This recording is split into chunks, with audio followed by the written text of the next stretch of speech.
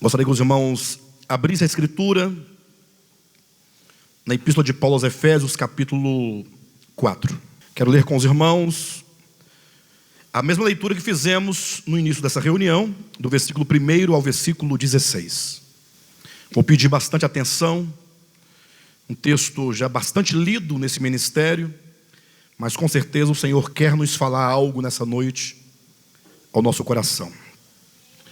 Rogo-vos, pois, eu, o prisioneiro no Senhor, que andeis de modo digno da vocação a que fostes chamados, com toda humildade e mansidão, com longanimidade, suportando-vos uns aos outros em amor, esforçando-vos diligentemente por preservar a unidade do Espírito no vínculo da paz. Há somente um corpo e um Espírito, como também fostes chamados numa só esperança da vossa vocação. Há um só Senhor, uma só fé, um só batismo. Um só Deus e Pai de todos, o qual é sobre todos, age por meio de todos e está em todos. E a graça que foi concedida a cada um de nós, segundo a proporção do dom de Cristo. Por isso diz, quando ele subiu às alturas, levou cativo o cativeiro e concedeu dons aos homens. Ora, o que quer dizer subiu? Senão que também havia descido até as regiões inferiores da terra. Aquele que desceu é também o mesmo que subiu acima de todos os céus para encher todas as coisas. E ele mesmo concedeu uns para apóstolos, outros para profetas, outros para evangelistas e outros para pastores e mestres, com vistas ao aperfeiçoamento dos santos, para o desempenho do seu serviço, para a edificação do corpo de Cristo, até que todos cheguemos à unidade da fé e do pleno conhecimento do Filho de Deus, à perfeita varonilidade, à medida da estatura da plenitude de Cristo, para que não mais sejamos como meninos, agitados de um lado para o outro e levados ao redor por todo o vento de doutrina, pela artimanha dos homens, pela astúcia com que induzem ao erro, mas, seguindo a verdade em amor, cresçamos em tudo naquele que é a cabeça, Cristo, de quem todo o corpo, bem ajustado e consolidado pelo auxílio de toda junta, segundo a justa cooperação de cada parte, efetua o seu próprio aumento para a edificação de si mesmo em amor. Diga amém.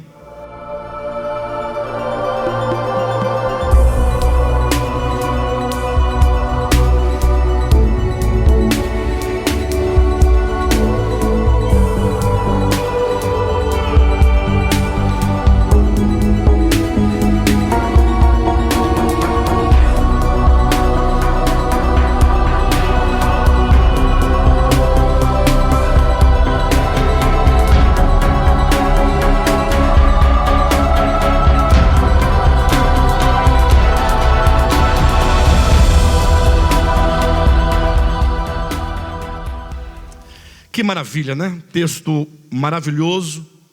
Este é o texto, é o capítulo 4, é o capítulo que abre a segunda parte desta epístola. O livro de Efésios tem 6 capítulos, e portanto os 3 primeiros capítulos constituem a proclamação da verdade de Deus, segundo a ótica da economia de Deus, para com os seus filhos, para com a igreja.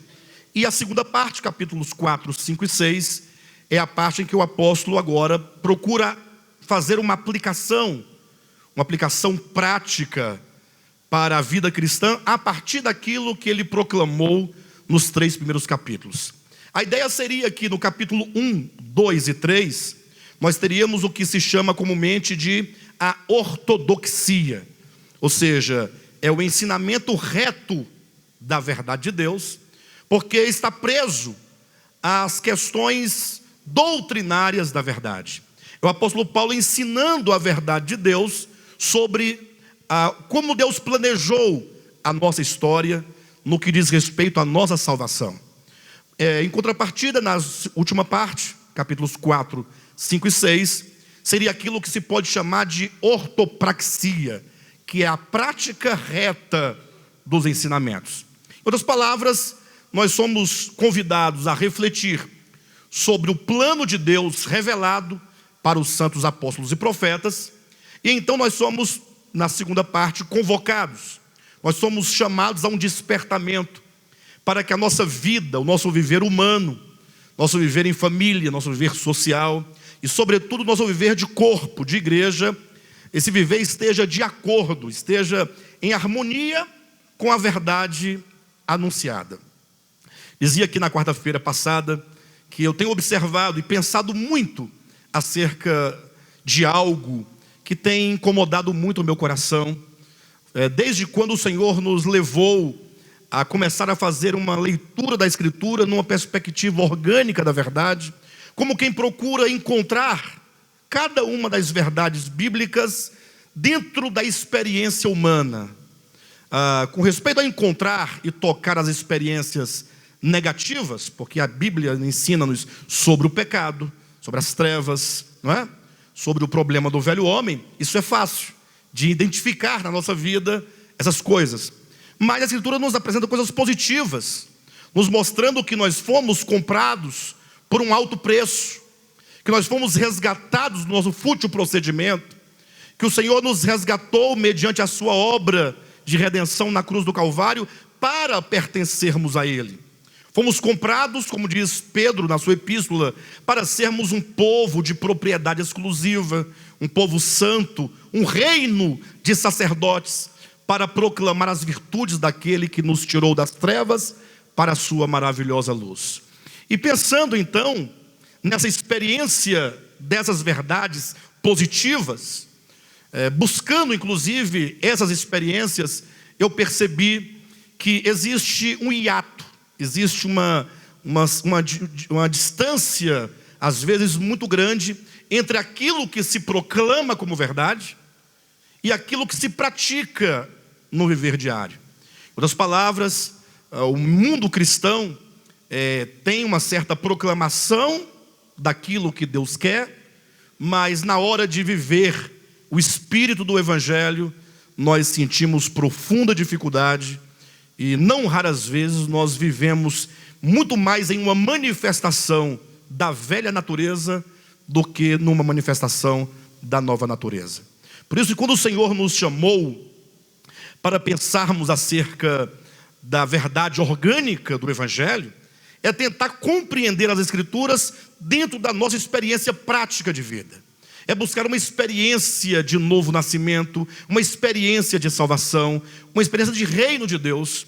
E essa porção, essa segunda parte de Efésios, ela reflete exatamente sobre essas questões.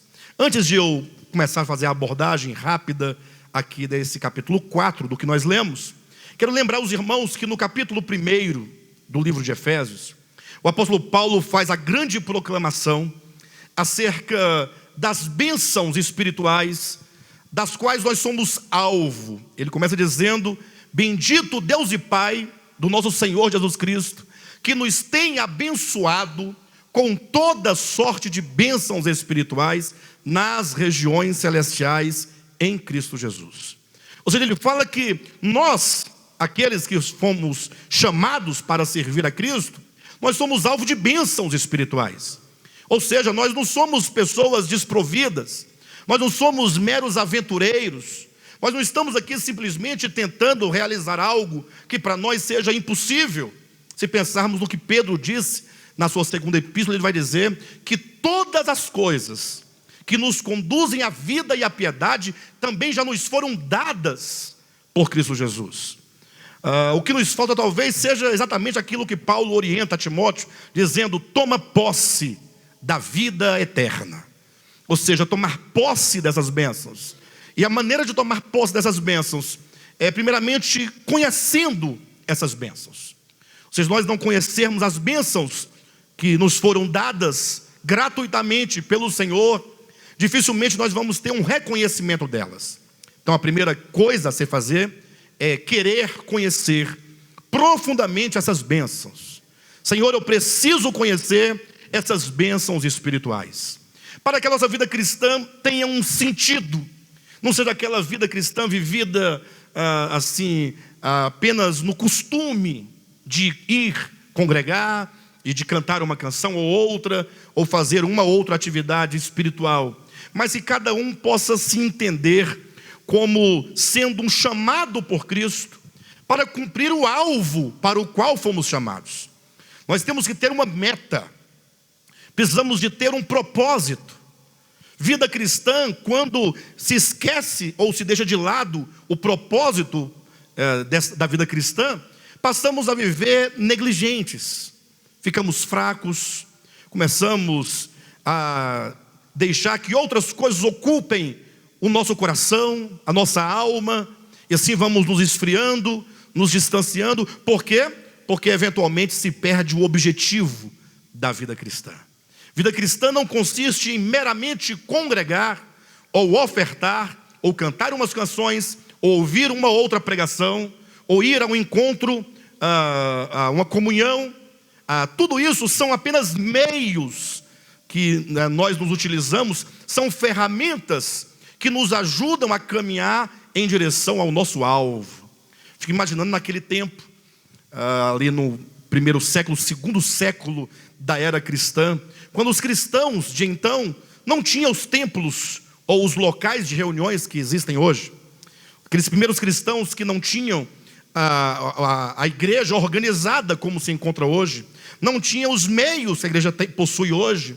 Então, toda a vida cristã deles consistiam em profunda comunhão com a palavra, com Deus e com os santos.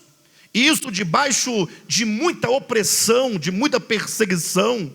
Quantos não morreram? Não morreram crucificados, não morreram degolados, não morreram apedrejados. E eu pergunto, ora, o que mantinha a fé desses nossos primeiros irmãos tão viva, tão forte, a ponto de alguém entregar a própria vida por amor ao Evangelho, por amor a Cristo, por amor aos irmãos? Certamente eles tinham uma visão que os governava. Então, muito mais do que mero conhecimento, precisamos de uma visão. Então, primeiramente, nós temos que conhecer essas bênçãos espirituais. E uma vez conhecendo, precisamos absorvê-las, digeri-las, precisamos acolher essas verdades espirituais, para que uma vez acolhidas, elas constituam em nós uma visão espiritual, uma visão governante, uma visão que nos leve a avançar a cada dia em direção ao propósito para o qual fomos chamados. Como disse o apóstolo Paulo, estava num certo julgamento, estava ali para ser preso inclusive, e ele disse, olha, eu não fui desobediente à visão espiritual. Quando se tem uma visão, e essa visão é uma visão governante, nós temos então uma razão de prosseguir. Nós temos um motivo para prosseguir.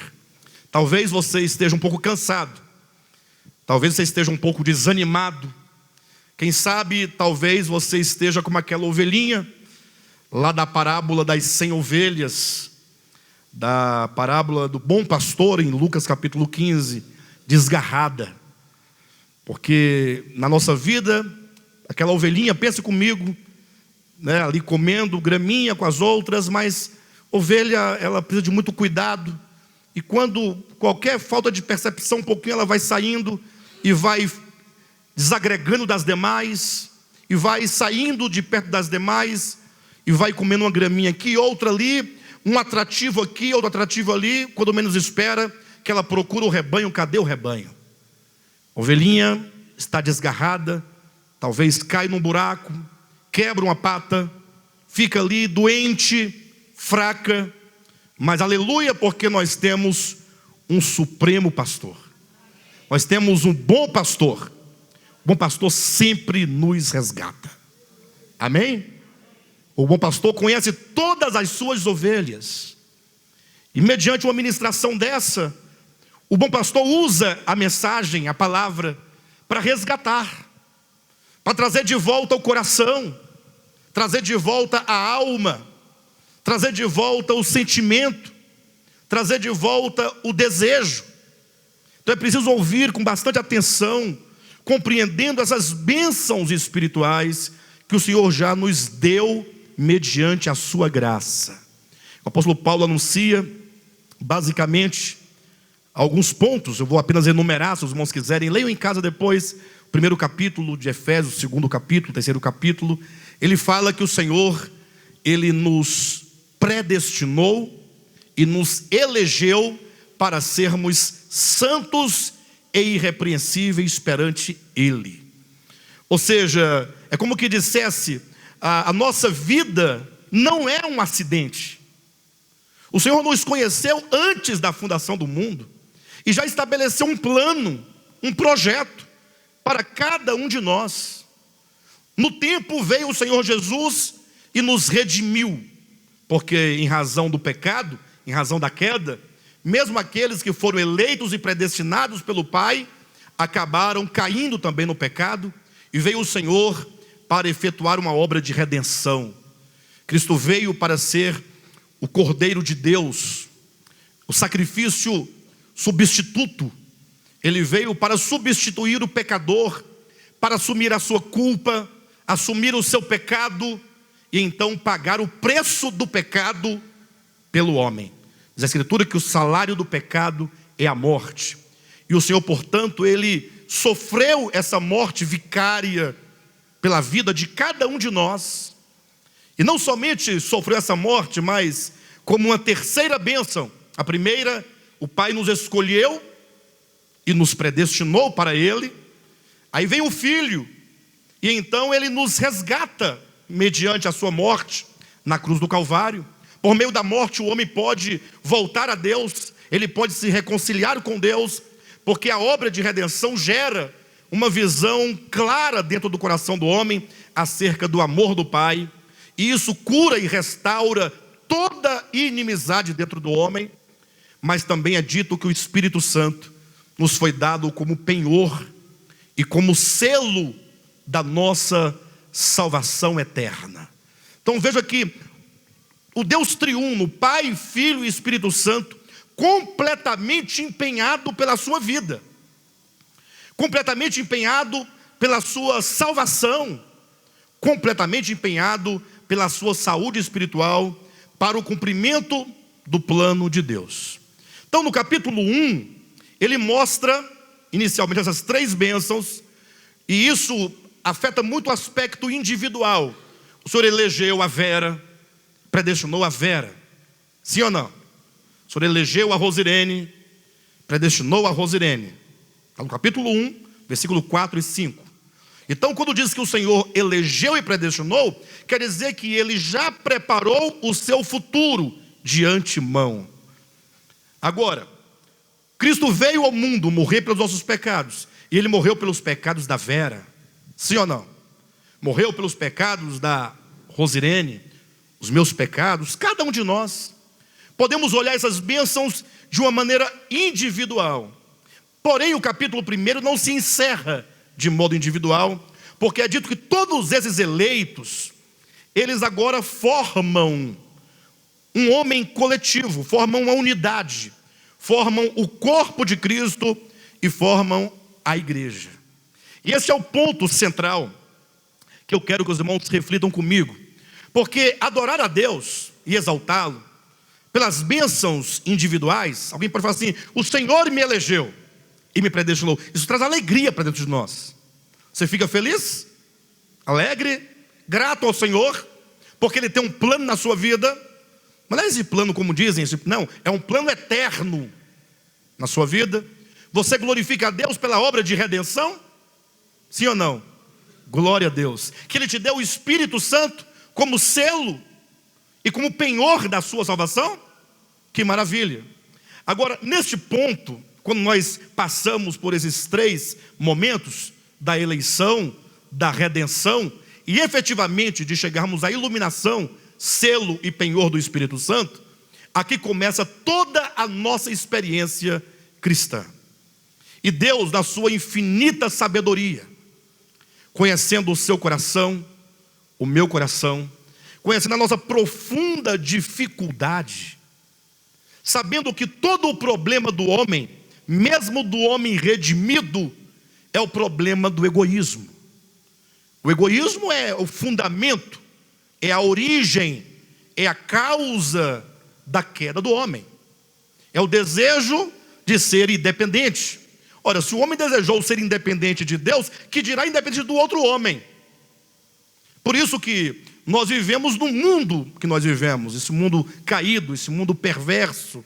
Se você ler, por exemplo, 2 Timóteo, capítulo 3, o apóstolo Paulo vai descrevendo como seriam os tempos em que nós estamos vivendo.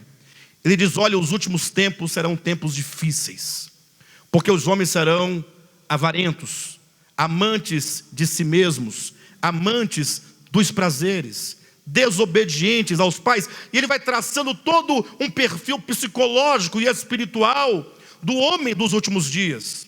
Então, Deus, conhecedor da consciência humana caída e da nossa profunda dificuldade de ouvir o Evangelho e seguir na prática o Evangelho, Deus, ele decidiu colocar todos esses eleitos e colocar todos esses redimidos e todos esses selados juntos, num só corpo. Por isso o capítulo 1 acaba falando sobre o corpo de Cristo, que é a igreja. Lógico, Deus, ele tem a sua expressão por meio do seu Filho. Não é assim ou não? Como é que o Pai se expressa ao mundo? Não é por meio do seu Filho que o revelou? Aí vem Cristo. E se Cristo, portanto, gera para si um corpo, que é a igreja, agora, por onde é que o Cristo de Deus se expressa e se manifesta? Por meio do seu corpo, da igreja. Só que esse corpo é um corpo místico, é um corpo universal e é um corpo atemporal. Esse corpo de Cristo é formado desde os primeiros santos, os santos de toda a história cristã, passando por nós agora, e todos os santos, onde quer que estejam, em Taguatinga, Vicente Pires, seja no De Volta à Palavra, ou na Assembleia de Deus, ou na Batista. Esses nomes só existem para os homens. Para o Senhor, só tem um corpo. Só existe uma igreja. Só existe uma noiva. E, portanto, todos os santos. Só que essa igreja, essa grande igreja, esse grande corpo místico, ele é impraticável. Ele não teria expressão, porque onde está a igreja do Senhor? A igreja são todos os santos, em todos os tempos. Sim, mas e ela não tem uma expressão? Não tem que ter uma expressão? Qual é a expressão do Pai? O Filho. Qual é a expressão do Filho? A igreja, o seu corpo. E qual é a expressão deste corpo? São as igrejas locais. Cada igreja local é uma expressão dessa grande igreja mística, que não pode ser vista, porque ela é atemporal. Então veja a importância, queridos, de uma igreja local. Deus se expressa por meio do seu Filho. Seu Filho se expressa por meio do seu corpo, que é a igreja atemporal. E esse corpo se expressa por meio de cada uma das igrejas locais. Então nós aqui, por exemplo, somos uma expressão, ainda que uma pequena expressão, do corpo de Cristo. E o Senhor, na sua infinita sabedoria, Ele nos dá essa igreja enquanto um ambiente.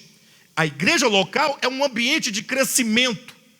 É onde nós aprendemos, não somente aprendemos intelectualmente o Evangelho. Infelizmente, sobretudo em igrejas como a nossa, ministérios como o nosso, que prioriza o ensinamento de verdades, alguns irmãos ficam 1 ano congregando todas as reuniões. E aí depois que ele ouviu tudo, no sentido de, já conheço essa doutrina, já conheço aquela outra, já domina as doutrinas, fala, bem, agora eu já conheço, não preciso mais congregar. Não preciso mais, porque eu vou chegar lá e o pastor vai dizer a mesma coisa que eu já ouvi. Não tem nenhuma novidade.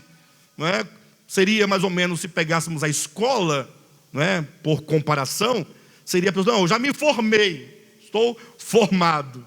E olha que todo bom estudante, sobretudo os que já concluíram o ensino médio e o ensino superior, ou já fez um mestrado, um doutorado, todo bom estudante sabe que o ser humano é um ser, na linguagem de Paulo Freire, eternamente inacabado. pessoa acabou, fez lá uma graduação. Graduação de quê? De história. Eu vi o Roger ali atrás, lembrei, né, Roger? E aí fala assim, agora eu estou formado. Não, você agora está apto a começar a estudar.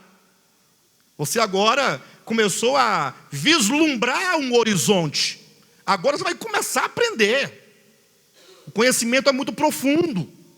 E aí ele vai fazendo um mestrado, faz um doutorado e descobre que não acaba essa formação humana e essa formação do conhecimento dentro do homem. Agora imagine a vida cristã.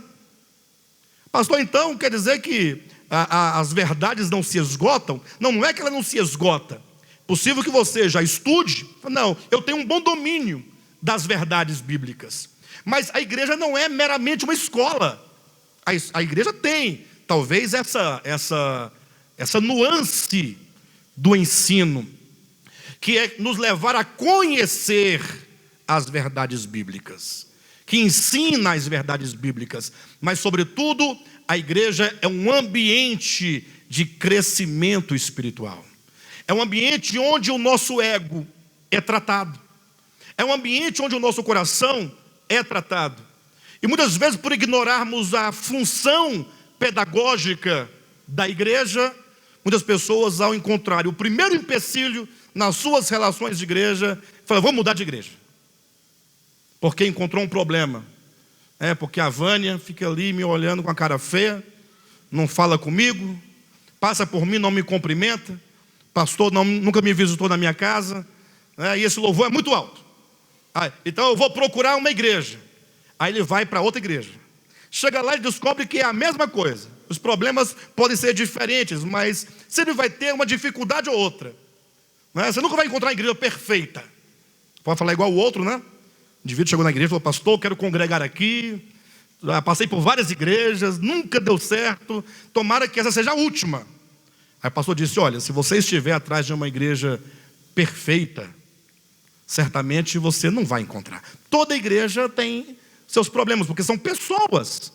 E as pessoas têm as suas dificuldades, porque a igreja é um lugar de tratamento, de cura, de restauração. Agora, se caso você encontre uma igreja perfeita, por favor, não entre nela, porque senão ela se tornará imperfeita.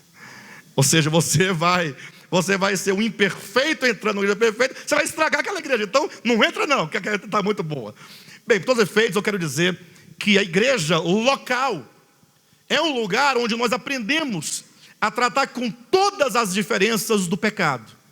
E entenda, todas as diferenças do coração são diferenças do pecado.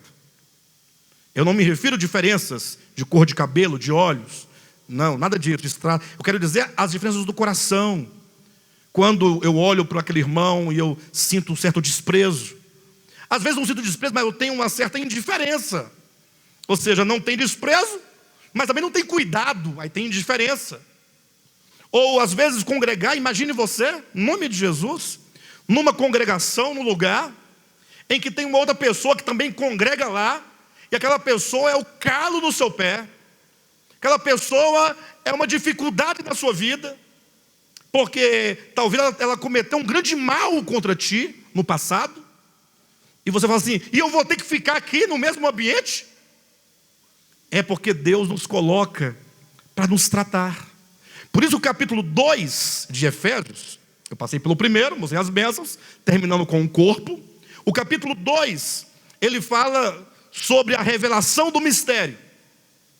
Qual é o mistério que é revelado? Paulo falou assim, olha, a mim me foi revelado brevemente, no capítulo 3 ele está falando, no capítulo 2 eu demonstrei, com poucas palavras, a revelação do mistério. Qual?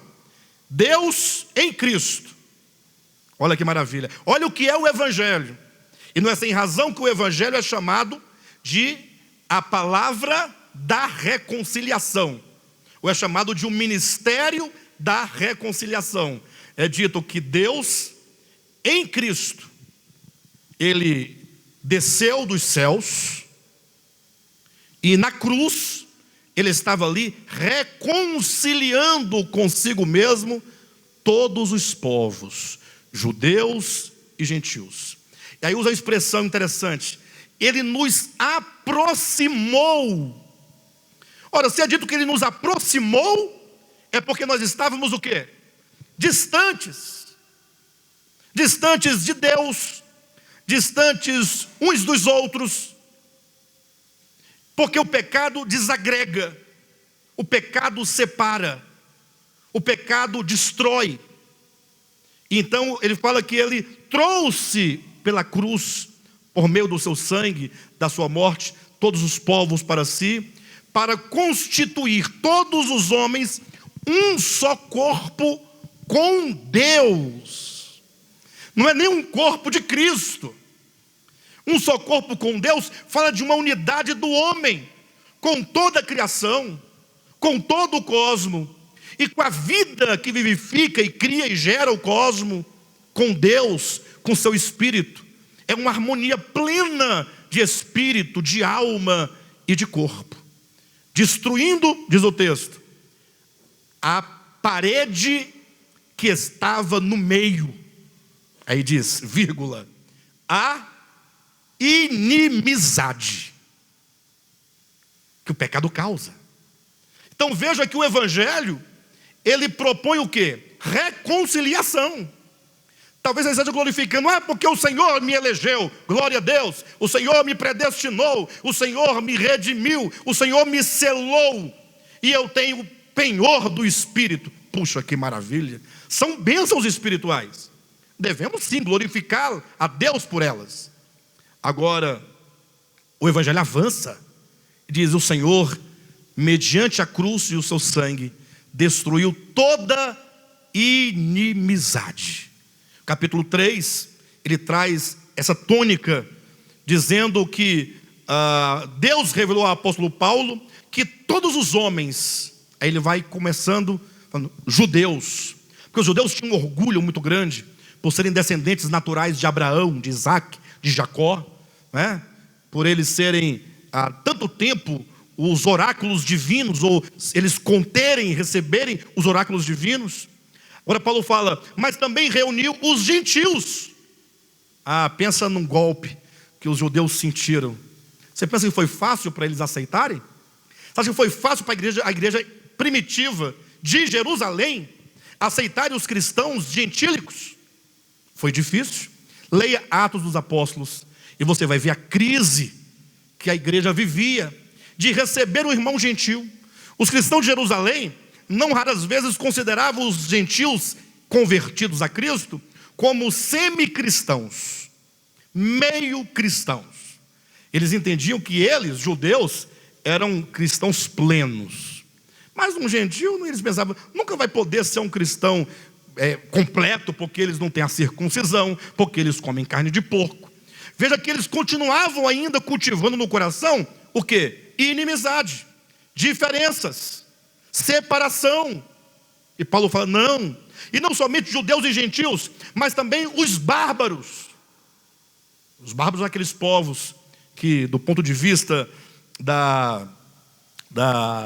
como posso colocar, do ponto de vista da civilização greco-romana, né?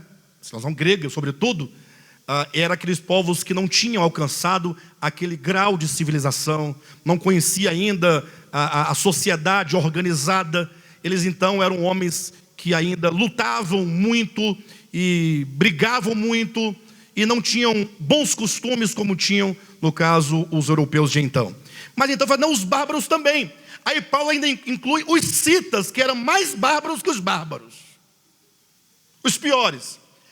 E o pior ele diz, e também o homem do sexo masculino. Aí ele diz, e as mulheres também.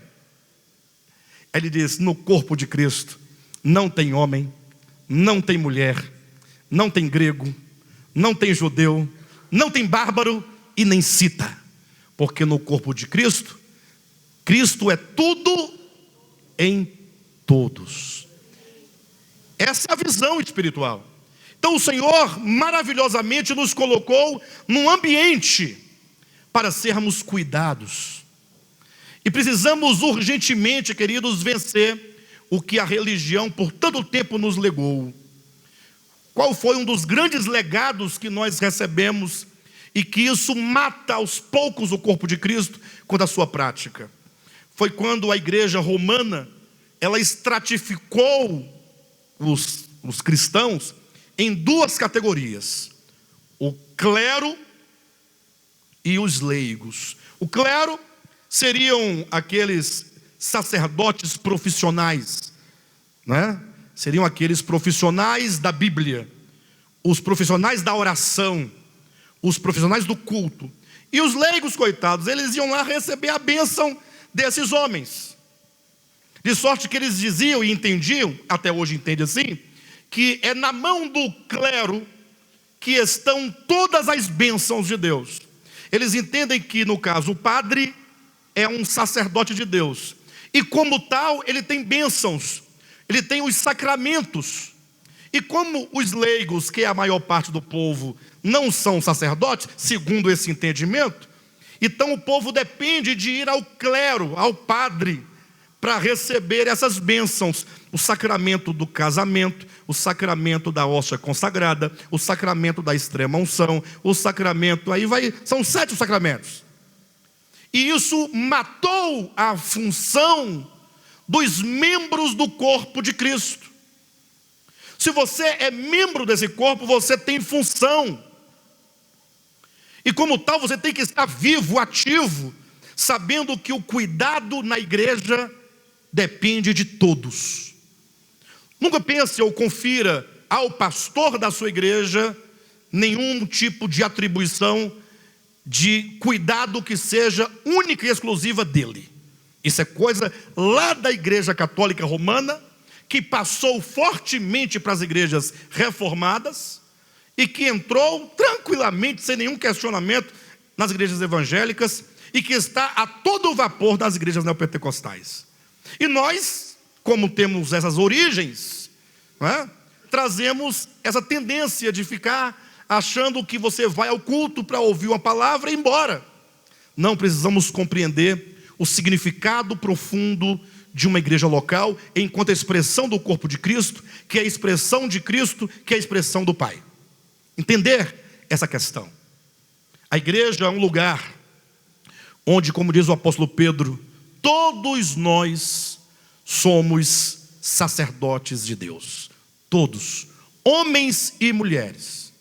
E olha que também no Apocalipse capítulo 1 é dito que Deus o Pai, mediante Cristo, mediante o sangue de Cristo, nos constituiu um reino de sacerdotes.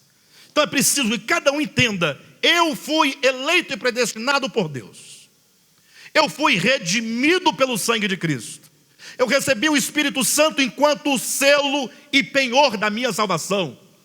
E eu então fui agregado ao corpo para ser um só corpo com Deus, sem nenhuma divisão, sem nenhuma inimizade, juntamente com homens, com mulheres, com gregos, com judeus, com bárbaros, com citas. E é nessas diferenças, portanto, agora que nos reunimos em igrejas locais, para termos um ambiente em que nós somos sacerdotes. Eu cuido de todos vocês. Vocês todos cuidam de mim. Você cuida do irmão que está do seu lado. Você cuida do irmão que está atrás de você. Olhe para alguém do seu lado, por gentileza, só para você ver. Você cuida desse irmão? Estou perguntando. Você cuida desse irmão? Você cuida? Cuida em oração? Senhor, o teu filho, Senhor, teu filho Jailson, olha para a vida do teu filho, supre, Pai, as suas necessidades. Pai Santo, em cada circunstância, dê graça a ele, força, ajuda o teu filho. Daqui a pouco o Jailson está lá, trabalhando, aí lembra: Senhor, a tua filha, irmã Vera, Pai, como é que a tua filha está, Senhor? Aí ora, intercede por ela. De repente você foi à reunião, e você percebeu que o irmão fulano não foi. No outro domingo você percebeu que ele não foi de novo. Eu vou cuidar desse irmão. Vou ligar para esse irmão: irmão, tudo bem?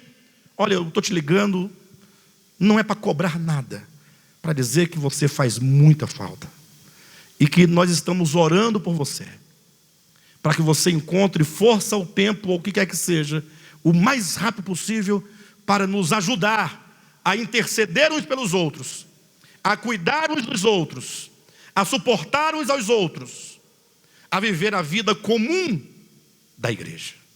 Cada um de nós podemos fazer isso e devemos fazer isso, para que você não tenha uma vida frutífera. Do contrário, a gente fica fazendo, mas puxa, está tão parada essa vida, muito sem objetivo, igreja muito sem objetivo. Mas qual o objetivo que você quer? Senão o objetivo para o qual nós fomos chamados. Por isso o apóstolo Paulo abre o capítulo 4 dizendo: rogo-vos, pois. Ou seja, depois ele apresentou a visão da verdade, eleito, predestinado, redimido, selado, que ganhou o penhor, que foi unido num só corpo com Deus, para romper todas as diferenças. Este é o grande mistério revelado. Você entendeu isso? Entenderam? Rogo-vos, pois. Diante disso que foi dito até agora na mensagem, rogo-vos, pois. Há um rogo. Essa palavra rogo, aqui esse verbo, no grego, traz um sentimento muito profundo. Não é um pedido, não é uma sugestão apenas.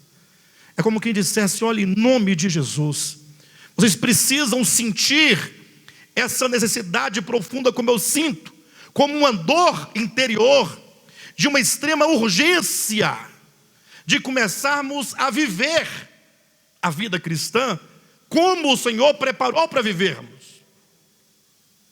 Irmãos, nós podemos ser uma igreja de apenas 50 pessoas, ou que seja 30 pessoas, 20 pessoas. O que está em jogo não é a quantidade de pessoas. Lógico que quanto mais o Senhor enviar, melhor, porque mais pessoas serão cuidadas e vão cuidar umas das outras. Mas que seja 20, que sejam 10 pessoas vivendo esta verdade, esse pequeno grupo se torna um foco de espiritualidade tão grande, que ainda que esse povo não falasse uma palavra sequer, apenas vivesse em comunhão, eles se tornariam ali um foco de espiritualidade, de poder, de presença de Deus, de cura, de modo que quantos chegassem perto ou se aproximassem, seriam restaurados sem nenhuma palavra. Porque o Evangelho, ele, antes de ser meras palavras, ele é um viver. Veja que quando Paulo apresenta a carta aos Romanos, no início ele fala: olha, eu vou apresentar a vocês o Evangelho de Deus. E aí quando ele fala o Evangelho de Deus, ele fala que é o seu Filho Jesus Cristo. O Evangelho é Cristo. E Cristo, quando veio, ele disse: olha, vocês devem ouvir a verdade, o reino de Deus. E ele foi ensinando e convidando as pessoas a desenvolverem esse espírito do Evangelho. Esse espírito. E aí Paulo diz: rogo-vos, pois. Há um rogo. Esse rogo é do apóstolo Paulo, aqui na carta.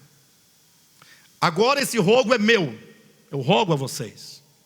Mas nem eu nem o apóstolo Paulo somos tomados ou trazemos esse rogo meramente porque queremos. Este rogo é sobretudo o rogo do Espírito Santo. É o Espírito Santo que clama, ele clama dentro de você. Não queira esperar uma profecia para confirmar nada. Um vaso, o Espírito Santo dentro de você, ele fala: rogo-vos, pois. Você pode sentir que o Espírito Santo está nos convocando, que o Espírito Santo está nos incomodando. Você não sente que o Espírito Santo está dizendo: olha, é urgente uma reação nossa. Existe um clamor. Leia Apocalipse capítulos 2 e 3. Você vai encontrar o início de cada carta, Jesus falando a cada uma das igrejas. E ele fala: olha, eu percebo isso na igreja. Eu percebo que vocês abandonaram o primeiro amor. Eu percebo que vocês têm nome de que estáis vivos, mas estão mortos. Eu percebo que vocês julgam serem ricos e abastados, mas não conseguem ver a condição real de vocês. E no final de cada uma dessas cartas, diz: quem tem ouvidos, ouça o que o Espírito diz às igrejas. Portanto, o Espírito Santo está dizendo às igrejas, e hoje ele está dizendo a essa igreja: rogo-vos, pois. É um rogo apostólico. Eu, o prisioneiro do Senhor. E ele diz: rogo-vos, pois, que andeis. Esse andar diz respeito ao nosso viver. Se você buscar o capítulo 2 de Efésios, Paulo vai dizer assim, olha, versículo 1 e 2: ele vos deu vida, estando vós mortos nos vossos delitos e pecados, nos quais andastes outrora. Ou seja, outrora nós andávamos nos pecados. Era o nosso viver. Andar nos pecados não é andar sobre pecados. Não é uma rua chamada pecado. É o viver cotidiano. É uma coisa tão natural viver no pecado.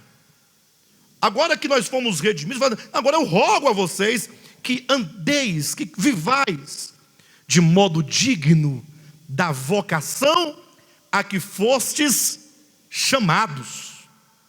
Você foi chamado. E só foi chamado porque o Senhor te elegeu, te predestinou e te redimiu. E Ele chamou pelo teu nome. Cada um aqui tem um nome. E quando fala nome, não é exatamente José, Maria, Joaquim. É a pessoa. Ainda que você tenha o mesmo nome de outra pessoa, cada uma pessoa tem um nome só. E essa pessoa é você. Deus conhece você e Ele chamou você particularmente. O chamamento de Deus é pessoal. E você foi chamado para uma vocação. Pastor, eu tenho uma vocação? Tem. Você tem uma vocação. É o que dizia no início da mensagem. É o alvo. É o objetivo. Veja que é dito que nós fomos eleitos e predestinados para sermos santos e irrepreensíveis perante Ele. Então estamos caminhando. Tem uma meta. E aí Paulo vai dizer que os irmãos de Éfeso não estavam andando de acordo com a dignidade do chamamento. Que chamamento é esse, hein, irmãos? Que chamamento é esse? Se nós tomarmos capítulo 2, versículo 16 de Efésios, esse seria o chamamento: e reconciliar-se ambos em um só corpo com Deus, por intermédio da cruz, destruindo por ela a inimizade. Então veja, um só corpo com Deus. Já imaginou? Um só corpo com Ele. Se você é um só corpo com Deus, você alcançou plenamente a sua maturidade. Você ascendeu, completou a sua ascese espiritual toda. Capítulo 4, você chegou à unidade da fé, do conhecimento do Filho de Deus, à perfeita varonilidade, à estatura de varão perfeito. Você chegou, quando diz aqui no 16, de quem todo o corpo bem ajustado, imagina o corpo bem ajustado e consolidado pelo auxílio de toda junta, segundo a justa cooperação de cada parte, efetua o seu próprio aumento para edificação de si mesmo em amor. É um alvo. Não sei se vocês já tentaram, já disse aqui várias vezes, mas toda a história de Deus com a sua criação, que é a história da redenção, sobretudo, ela caminha para o grande momento de reconciliação de todos, do mundo inteiro, dos céus e da terra. Quando Paulo diz em Filipenses capítulo 2, que no último dia, ele diz: todo joelho, inclui o seu joelho, nos céus, na terra e debaixo da terra. Esses 3 níveis de habitação.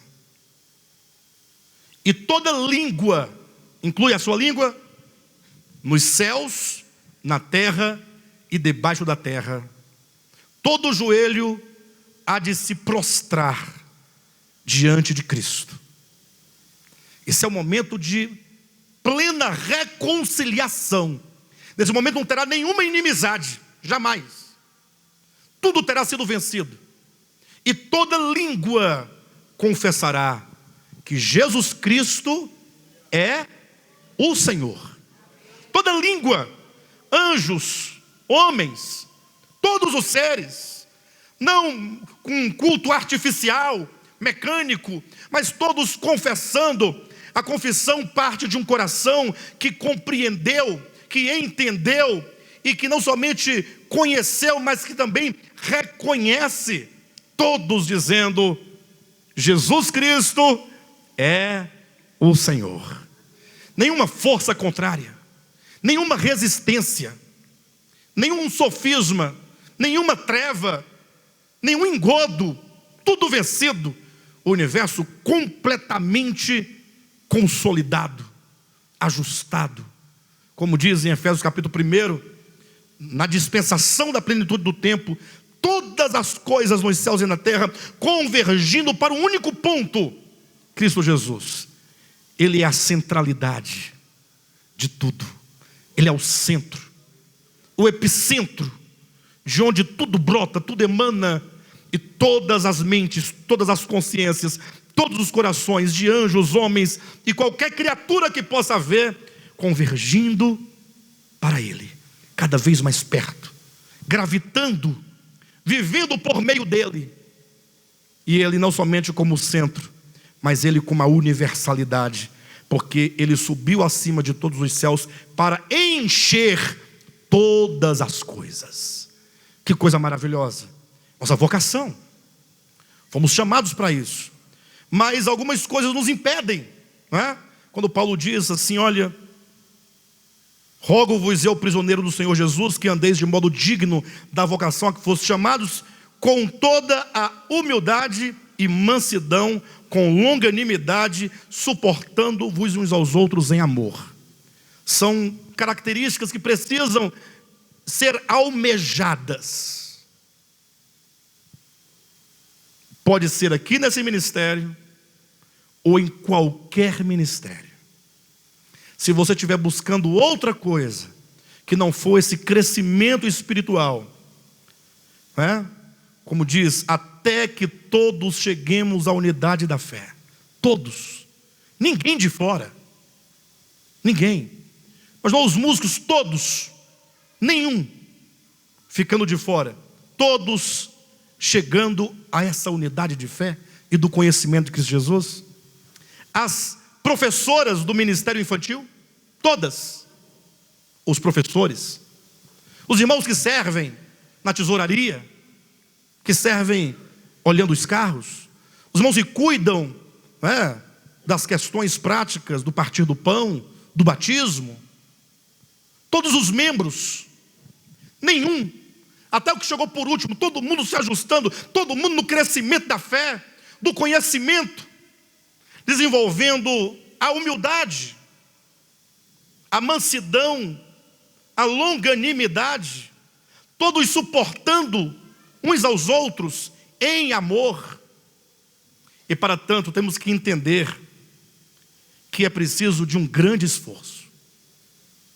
Mas não é um esforço carnal, é o esforço de constantemente você trazer à sua mente, trazer à sua consciência, trazer ao seu coração esses fundamentos, a razão da sua fé. Porque talvez ficamos, como diz o apóstolo Pedro, nos esquecidos do perdão de pecados do passado. Ficamos esquecidos das bênçãos. Facilmente nós perdemos o foco. Não sei quantos de vocês viram, tem um videozinho na internet, estava enganando no Facebook, não sei de quem. Eu vi num vídeo, mas o vídeo dava a entender que era no Facebook de alguém. Fizeram uma pequena brincadeira, uma experiência entre a corrida entre a tartaruga e a lebre. Vocês viram? Se eu soubesse que eu ia pregar hoje ou que ia falar isso, eu traria para vocês verem. Não é uma coisa simples, mas coloca lá a corrida da tartaruga e a lebre e coloca assim, foco. Aí vocês vão encontrar esse vídeo. Aí colocaram, né, assim, um caminho para elas, para elas não saírem e soltar as duas. E aí a tartaruga começou, devagarzinho, passo a passo, sem parar, devagar. Ela é lenta, né? Mas continuamente. A lebre estava na frente correndo, aí já parou, aí olhava para o lado, olhava para o outro, voltava. Ela era muito ligeira, mas ela não tinha propósito. No final, a tartaruga passou, venceu a prova, e lá atrás estava a lebre, ligeira que só, mas sem foco nenhum, sem propósito algum. Quantas vezes nós ficamos assim? Temos muita energia, muitas ideias, temos muitas atividades, mas nós perdemos o foco. Então, esforçando-nos, é um esforço para trazer continuamente. Lembre-se, o mundo, por meio de todas as suas mídias, estão trabalhando intensamente os mesmos pecados. Não muda nunca. Olhem as novelas. Novela não muda. O enredo é o mesmo. Mudam seus personagens, os nomes. A história muda, mas a essência é a mesma. Tudo a mesma coisa. Aquelas lutas de MMA, UFC, não tem? Tudo a mesma coisa. É sangue, é pancada. Estoura o ouvido, estoura o olho, quebra o nariz, quebra os dentes. Um ganha, o outro perde. Pastor, mas é um esporte. Sim, mas não muda, é só isso. Um homem em cima do outro, batendo.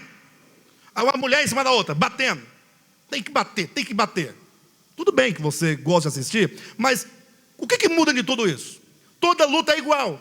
Você quer saber só quem é que vai dar o melhor murro? No final é uma coisa só. Então o mundo inteiro, tudo trabalhando, as mesmas coisas, nunca muda, para que você continue sempre egoísta, sempre muito ativo para defender a sua vida, independentemente do outro, para você cultivar a impureza, a maldade, a facção, a inveja. Tão facilmente essas palavras são jogadas, lançadas no coração, e os pássaros comem a semente, levam, não ficam nada. Quantas vezes os espinhos faz morrer a semente que foi plantada, ou as pedras impedem. Então ele diz, esforçando-vos diligentemente. Tem que ter um esforço por preservar a unidade do Espírito no vínculo da paz.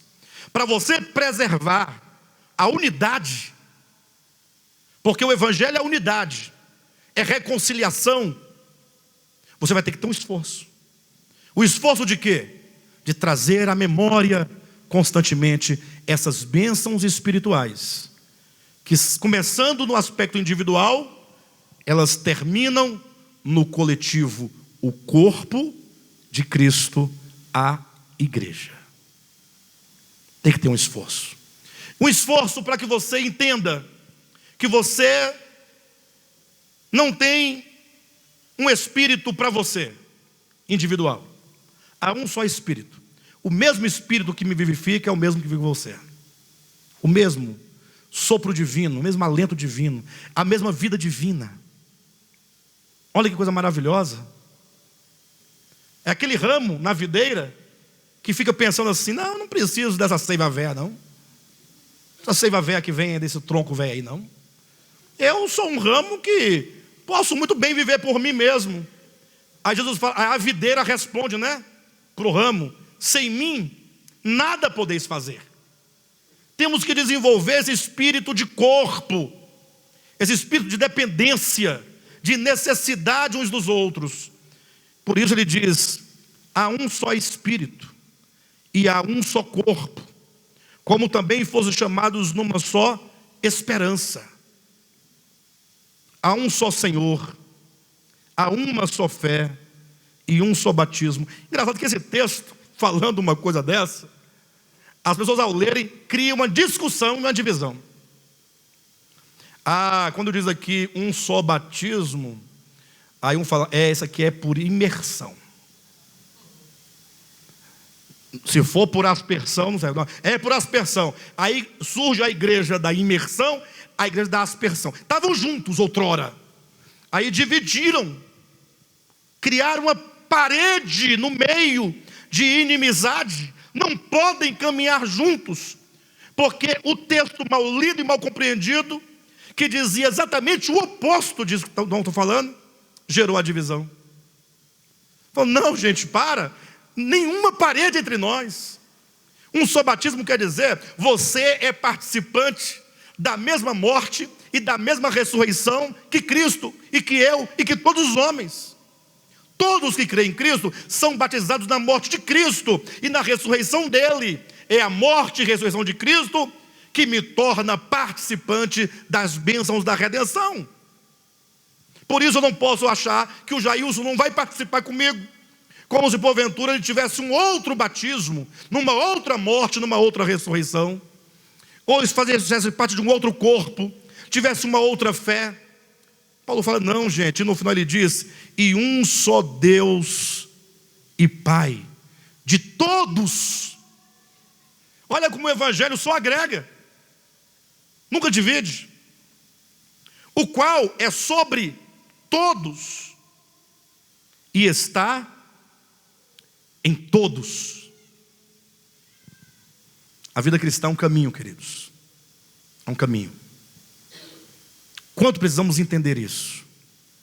Valorizar a igreja, os irmãos, todos. Valorizar os dons ministeriais, conforme o versículo 10 e 11 e 12, fala sobre os homens dons dados com vistas ao aperfeiçoamento. Entendendo que a igreja é um ambiente de crescimento, de cura, de libertação, em que o nosso ego é tratado, o nosso coração é tratado, nossas diferenças são tratadas, para que nós alcancemos esta unidade perfeita com o Pai, para a glória dele. Amém?